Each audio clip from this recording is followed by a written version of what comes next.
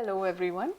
Today's video is going to be about 15 most frequently asked questions. These questions come to me via different social media platforms as well as email. I mean, people tend to reach out to me via these different platforms, and I just thought, let me address these questions in one single video. On top of the list is, what clay do you use? Okay.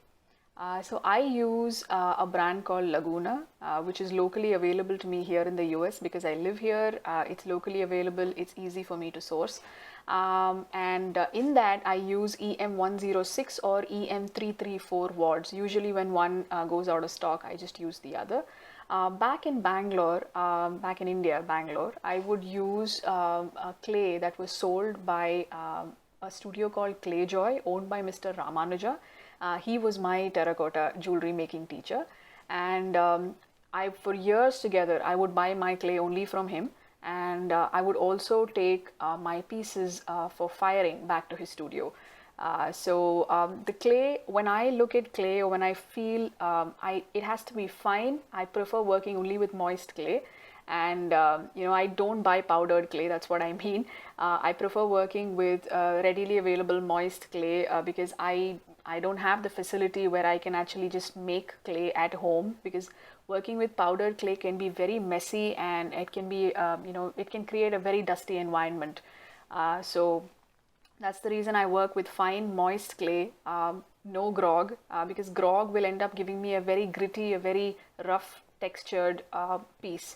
And for terracotta jewelry, I don't think that's ideal, which is why I keep insisting on fine clay. And I always use a red body clay.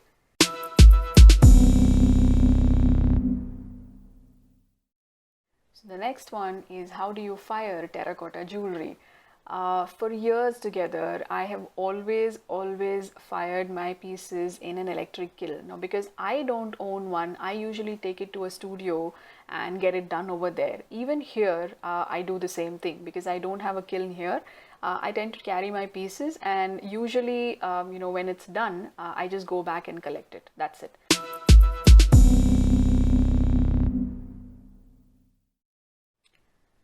Is it necessary to fire terracotta jewelry? It depends on what kind of clay you use. To me, yes, the clay I use, which is definitely mandatory, that it needs to be fired. Otherwise, it's just going to crumble as soon as it comes in contact with moisture. So yes, it is. So it's a big yes. It's definitely necessary that you fire terracotta jewelry. But if you are using materials like I've had some people who have asked me about air dry. The thing is, I've never used air dry clay, so I have no idea how different in composition, or what's the difference in the material. You can just follow the instructions on the package, and hopefully that should give you the answer.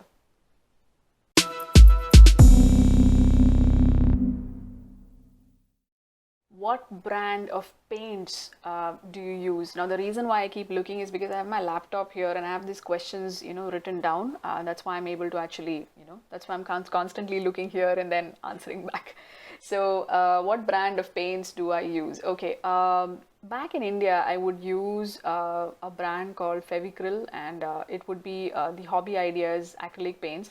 I don't use the soft colors because why I remember this vividly is because I remember that the soft colors had a fluorescent cap, and I would find that awfully sticky, and that's not what I use. I use the one with the white cap. Now, since I came, when I came to the US, I thought I found a very good alternative.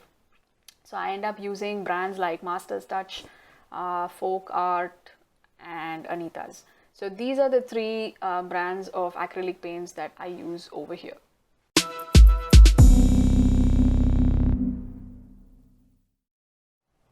How do you dry your work, and for how long? How to avoid the bend in my clay pendants? Okay, I get this asked quite a few times. I tend to dry my work anywhere between 3 days to about a week minimum, because any amount of moisture in clay can lead to severe damages inside the kiln. So I never risk it. I never rush through the process. I let it dry at room temperature. I don't dry it under a fan. I don't I don't keep it out in the sun under an AC vent, nothing of that sort. No table fan, no artificial methods of drying. Let it dry on its own. Another way that you can actually avoid with the warping or the bending in the clay is by covering your work with a thick sheet of plastic. So what that will do is reduce the speed at which your clay pieces actually dry. So that would ideally help with the warping. So you would see sometimes that your pendants go, either concave, convex, or in a wavy manner. It tends to have that kind of a bend. This way, it will reduce the speed at which the drying happens. So obviously your pieces will take much longer to dry, but it should also tend to the, issue of warping.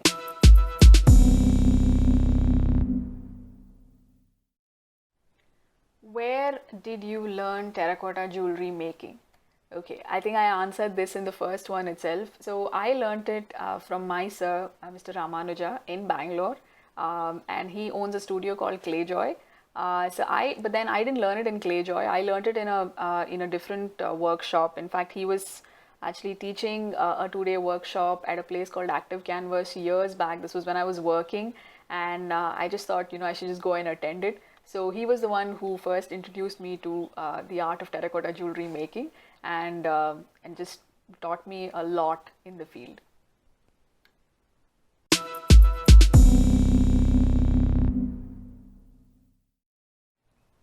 I don't have a studio nearby. What do I do to fire my jewelry? Okay, this is a very valid question. It really is, and again, I think my answer to that would be try and approach people who can probably help you with something like that. Because, pottery is a very old tradition, and I'm sure every city, every place in the world somehow imbibes this in their culture. And, it's just a matter of reaching out to the right kind of people. So sometimes you can also try approaching the local potter in your area just to see if they provide this kind of a facility for, terracotta jewelry. They can just fire it for you. Sometimes you have to ask, don't be afraid because they're going to say no. Sometimes if you just ask, you'll get to know. Some of them can probably even suggest other alternative methods for you to do this. So that's my answer. You can also try emailing, you can try sending me an email. I can also maybe look up for possible studio options in your city. But let me tell you that my way of searching is also online. I would also just Google in and check if there are studios that provide firing facilities in your area. And the next thing is you might obviously have to call and check if they provide that kind of a service.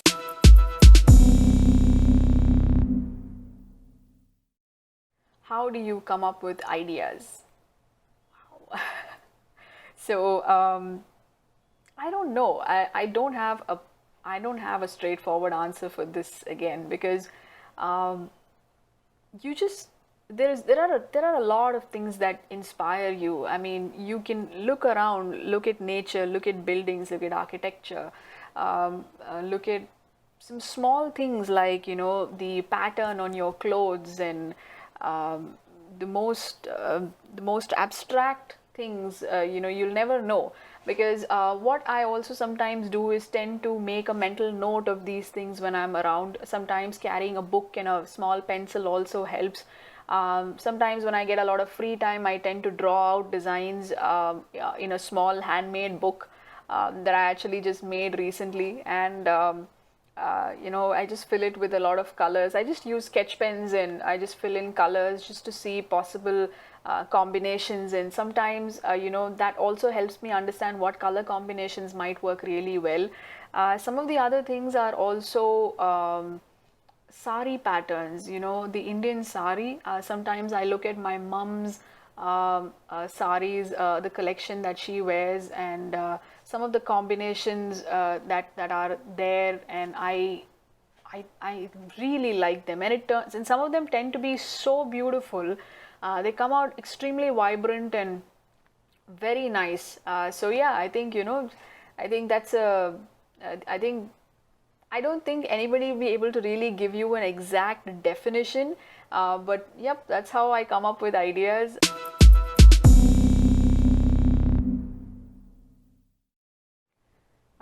Online links to products. How do I buy my tools and materials? I usually tend to buy my materials. I have collected my tools and everything over the last few years. It's not something which I go in one shot and I buy. No, I don't shop like that. I try to see what is really necessary and only buy based on that. So when you ask me for particular links, I might not be able to give it because I am not much of an online shopper in terms of, these things, especially because earlier what would happen is I would just walk into proper, I mean, brick and mortar stores, and I might see something and I might think, okay, I can probably use this for terracotta jewelry making, and I just buy it. I'll probably think in those lines. So I might not be able to provide the exact link, but what I also tend to do is when you ask me for some sort of a product link, I just try look it up on Amazon, and if I see something, I just share that link with you. That's what I try and do. I try my best to provide the links to some of the products, but because I tend to use some products which are available here, which may not be available in India, there can be a bit of a confusion there. To whatever products I can provide you with an alternative, I do tend to provide that. Some of it you might have to do the groundwork on your own.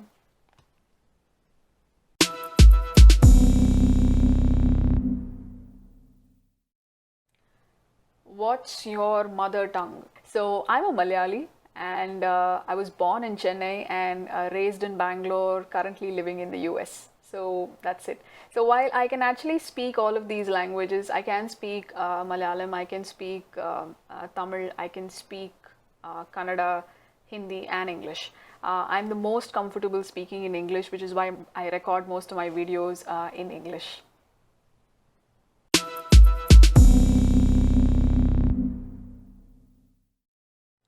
Does terracotta jewelry break?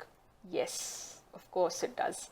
Now, if it's dropped with force, it does. I mean, think about it this way. You pick up your ceramic plates or your ceramic cups, whatever, ceramic bowl or something. You drop it down, it is going to break.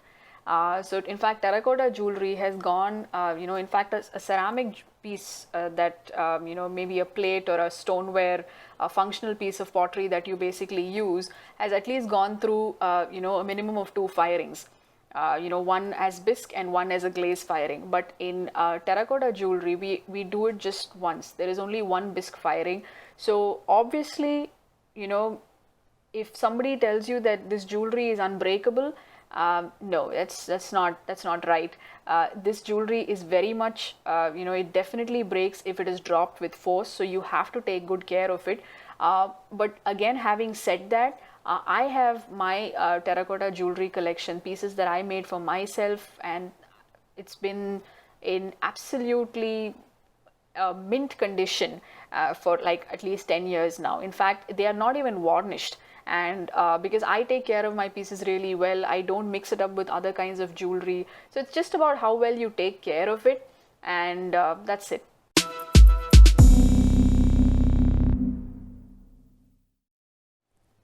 How do you make your videos? I've been asked this a couple of times. Now, I don't use anything fancy to make my videos. In fact, I'm just using a phone currently. That's what I'm using. There's a tripod and there's a mic. So these are the only things I use. I do use some basic editing softwares on my laptop. My husband tends to help me with that quite a bit. So yeah, that's it. Pretty basic.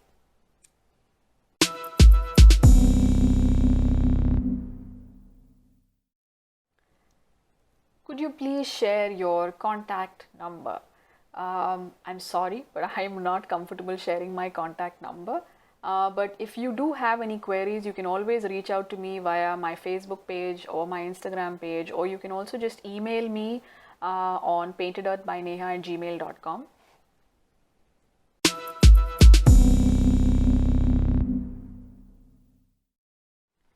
Business related advice and personal learnings. Now, the reason why I've not made a video on this is because I don't think I'm qualified enough to do that. I'm not. So I don't think I'll really make a video on that.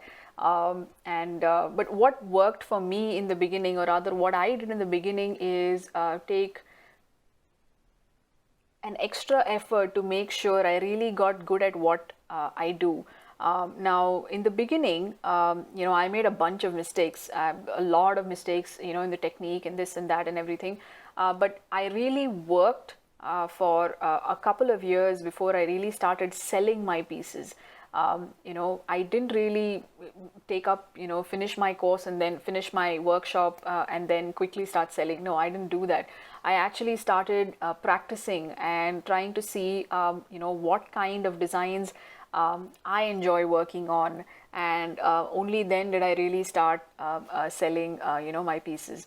Social media definitely helps getting the word out there. I also put up exhibitions in a few, I would remember in the beginning, a few apartments, a few commercial spaces, not too many commercial spaces though, because they were really expensive and I couldn't afford that. So some exhibitions would work, some just would be really, really bad. So it was a combination, of good and bad experiences, and I think, I think that's pretty much what I did. Being consistent, trying to constantly learn different methods and different techniques. Sometimes what happens is we just get stuck. You learn something and you just stuck with that. We tend to not go beyond that, and that started happening to me because I after a few years of working, I got a little bored. Some of the designs would end up becoming very, very repetitive, and I just needed to break out of that. So that's a very common, it tends to happen. You burn out, and you really have to focus on improving techniques, improving your learning methods, and when your designs really stand out, when they're unique, I think it should definitely do the selling for itself. So yep, I think that's the only amount of advice I can really provide. And some of them have even asked me about personal earnings. I find that question extremely uncomfortable. It's like asking somebody what your salary is, and I think that's very, very rude. So yeah, that's it.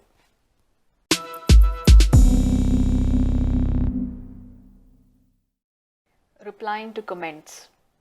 Okay, this is not so much of a question. This is, this is more of a, this is more in the positive light actually, because I think what I tried, or at least when I started my YouTube channel, one of the main things that I wanted to do was share my way of working. I mean, it was definitely not intentional that I'll end up explaining a lot of these things as a tutor. I still don't consider myself a teacher, far from it. But one of the things is I definitely wanted a lot more people to get interested in the idea of terracotta jewelry making. And I'm glad some of you have already started that journey. And that's also one of the reasons why I try and reply to a lot of your comments. I don't reply to some of them. It's not done on purpose. It's just that some of the comments go on older videos, and I just I don't, it doesn't tend to reflect in my notifications.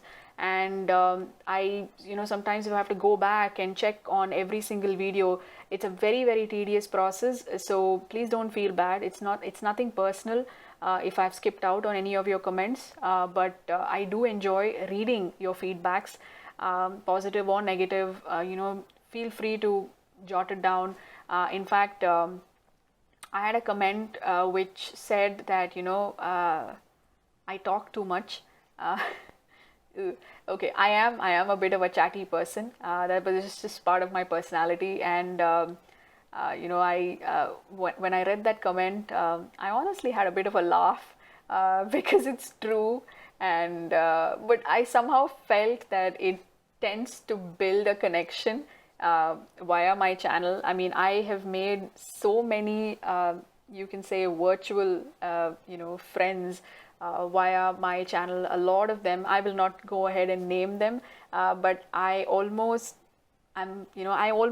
expect now that, you know, okay, I will, every time I put a video, I'm going to get a feedback from these many number of people, and I enjoy reading it. I almost look forward to it. So thank you so much for that.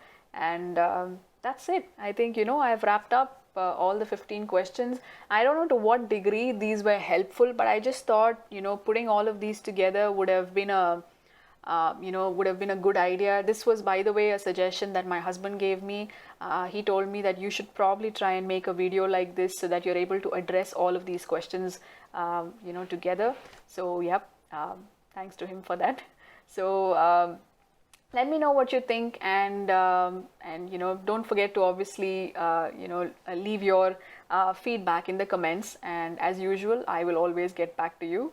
Thank you so much for your time. I know this has been a long video, but I clearly cannot edit this because I'll be editing a lot of my answers. So that's it. Yeah. And well, do subscribe if you haven't already subscribed to our channel, like the video, and share it with your friends and family. Thank you so much. Bye.